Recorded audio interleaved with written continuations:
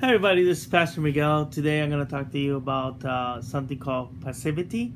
And passivity is an issue we deal with as deliverance ministers. Some deliverance ministers attempts end in failure because the counselee is passive.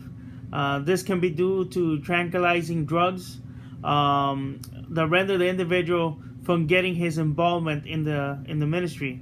So a lot of times the person needs to practice their free will in order to get free. It is very important that the person seeking deliverance to be involved. Okay, when medications are found to be a barrier, it is necessary for us to taper the medication down just enough so that a person can get the deliverance. Now, we are not anyone to tell the person that comes to us for deliverance. We are no one to tell them to stop their medication and taper off their medication. So it should tapering off the medication should be under the advice of a doctor.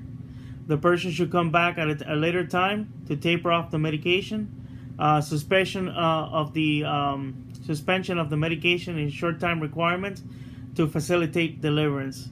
If a doctor has prescribed tranquilizing drugs, let the doctor decide that this person does not require them any longer. So either the person is taper off the medication slowly, just enough so they could get the deliverance and they could practice their free will to get the demon out, or the medication is completely taken off by or removed by a physician, never by the deliverance minister or the exorcist. In some cases here, it says some cases the person's will power is weak. He has never adequately strengthened his will in making life-changing choices. He needs to be taught and required to take a stand. Lead him to vocalize confessions and prayer of deliverance. Have him declare his appropriation of God's promises and command the demons to go. It says, such activation of the will is in keeping with the word of God, which declares, submit yourself therefore to God. Resist the devil and he will flee.